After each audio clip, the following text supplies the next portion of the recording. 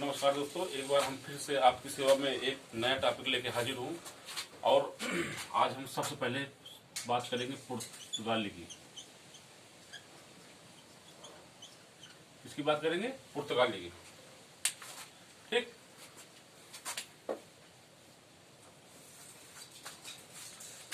इसको बात करने के पहले सबसे पहले हम लोग जानते हैं, क्योंकि अगर हम कोई भी चीज पढ़ रहे हैं या कोई सब्जेक्ट पढ़ रहे हैं, अगर किसी देश का नाम आता है तो सबसे पहले हम उसकी राजधानी तलाश करते हैं। तो पुर्तगाल की राजधानी क्या है? पुर्तगाल की राजधानी क्या है? लिस्बन। ठीक, उसको इससे क्या होता है, जो किसी भी एग्जाम में जो राजधानियों संबंधित जो डायरेक्ट क्वेश्चन पूछ लिया जाता है, तो वो इसका अगर इसको अभी से अगर हम लोग उसको पढ़ते चलेंगे तो ये एक समस्या एक समय आने के बाद अपने आप स्वतः जो है कम होने लगती है, राजधानियों संबंध। ठीक है, अब पुर्तगालियों की हम बात क्यों कर रहे हैं? क्योंकि ये वही पुर्तगाली है जो भारत में सर्वप्रथम समुद्री मार्ग की खोज की थी, जिसका नाम था Vasco da Gama. Vasco da Gama, Vasco da Gama. ये भारत में आया था 1498 ईस्वी में। ये भारत में 1498 ईस्वी में पुर्तगाल से चला था, समुद्री मार्ग के रास्ते अफ्रीका से होते हुए, मध्य अटलांटिक महासागर से होते हुए, अफ्रीका के पश्चिम साइड से होते हुए, उसके बाद केप ऑफ गुड के रास्ते से होते हुए, मेडागास्कर के बगल से होते हुए ये भारत में कहा पहुंचा? ये भारत में पहुंचा केरल पर। ये भारत में केरल है, मान लीजिए। ठीक है, इसके भारत के जो पश्चिमी हिस्सा है, पश्चिमी घाट है, वहीं पर एक सबसे नीचे एक राज्य केरल है। ये केरल में पहुंचा। ठीक, केरल के कालीकट नामक स्थान पर वास्को डिगामा भारत आया था। कहां पे आया था? कालीकट नामक स्थान पर वास्को डिगामा भारत आया था। वर्तमान में कालीकट कहां है? केरल में है। ठीक, हम इनको महत्व इसलिए देते हैं क्योंकि इन्होंने भारत की खोज जो है प्रथम बार समुद्री मार्ग से खोज किया था। ठीक है, और ये व्यापार मतलब पुर्तगालियों के द्वारा ही अगर जो व्यापार प्रारंभ हुआ सर्वप्रथम समुद्री मार्ग से, इन्हीं की देन है, पुर्तगालियों की देन है। इसके बाद से हमारा जो यूरोप के साथ जो है जो सामुद्रिक व्यापार प्रारंभ हुआ वो पुर्तगालियों की देन के द्वारा ही हुआ था, क्योंकि इन्होंने इस तरह के समुद्री मार्ग की खोज किया था। ठीक, ओके। अब पुर्तगाली यहाँ पर आए और वास्को डिगामा जब यहाँ पर पहली बार भारत आया तो इस समय यहाँ पर कालीकट का राजा क्या था? कालीकट के राजा थे, कालीकट के राजा क्या नाम था? जमोरिन। कालीकट के राजा क्या नाम था? जमोरिन। जमोरिन ने इसका भव्य स्वागत किया था। किसका? वास्को डिगामा का। ठीक, और वास्को डिगामा को भारत पहुंचाने के लिए और यहाँ पर एक भारतीय पथ प्रदर्शक थे जिसका नाम था अब्दुल मजीद। अब्दुल मजीद, बहुत से किताबों में इनको गुजराती पथ प्रदर्शक बोला गया है। ठीक है, अब्दुल मजीद नाम के एक भारतीय थे जिन्होंने वास्को डिगामा का बहुत स्वागत किया था भारत पहुंचने में। ठीक है, वास्को डिगामा भारत आया और उसने यहां से मसालों का व्यापार करना प्रारंभ किया, क्योंकि जो भारत के जो मसाला होते हैं ये बहुत ही स्वादिष्ट होते हैं। ठीक है, ये यहाँ के मसालों को ले जाकर के अपने यूरोप में व्यापार करने लगता था। ठीक, उसके बाद जो पुर्तगालियों ने इसको लिख लीजिए, पहले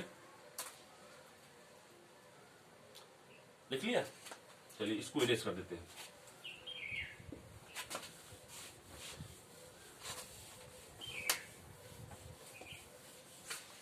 इसके बाद पुर्तगालियों ने अपनी पहली फैक्ट्री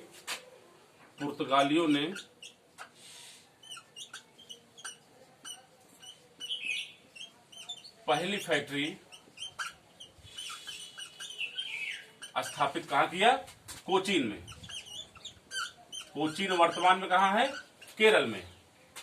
कोचीन कहां है वर्तमान में? केरल में। और इन्होंने पहली फैक्ट्री कहां स्थापित की? कोचीन में।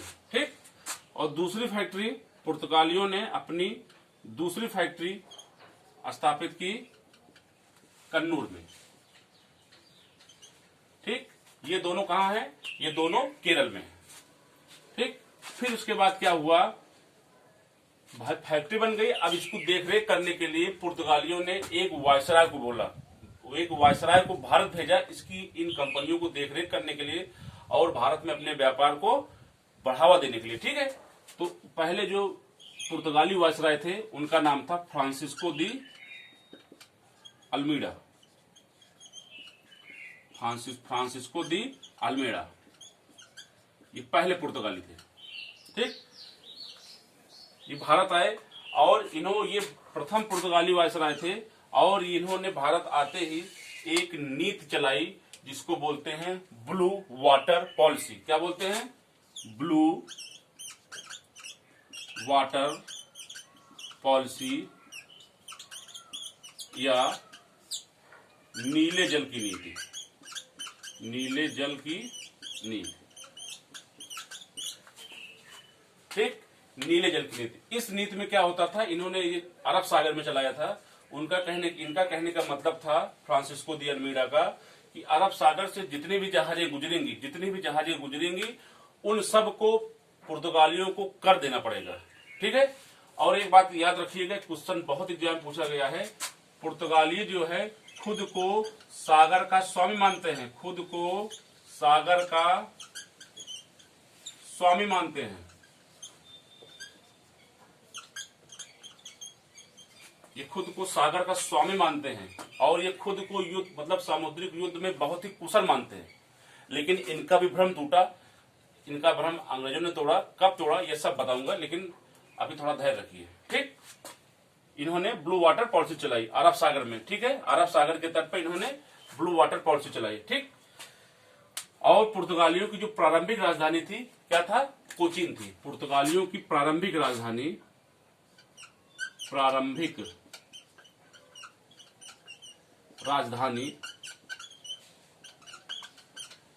भारत में जो है पुर्तगालियों की प्रारंभिक राजधानी कोचीन थी। ठीक है ना। उसके बाद इनके बाद आए जो भारत में जो बहुत ही फेमस थे, उनका नाम था अल्बुकर्क। अल्बुकर्क जो है वायसराय बन के आए। ठीक है ना। अल्बुकर्क को ही भारत में पुर्तगाली शक्ति का वास्तविक संस्थापक बोला जाता है। किसको बोला जाता है? अल्बुकर्क को। लिख दें, चलिए इसको एक बार इरेज कर दें, इसको नोट कर लीजिए, उसके बाद लिख देंगे।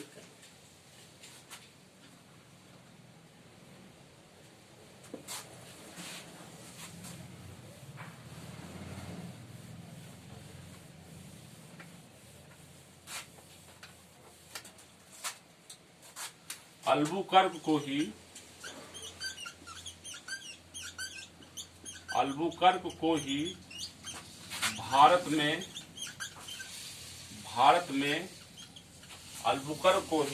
भारत में पुर्तगाली शक्ति का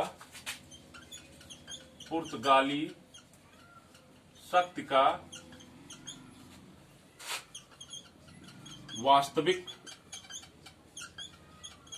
संस्थापक माना जाता है।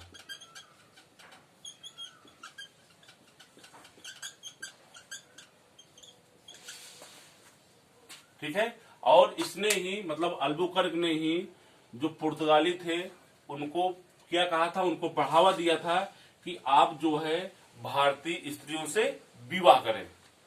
ठीक है, आज इतना ही बता रहे हैं। उसके बाद इसका जो नेक्स्ट पार्ट होगा पुर्तगालियों का, वो कल बताएंगे। Okay, thank you.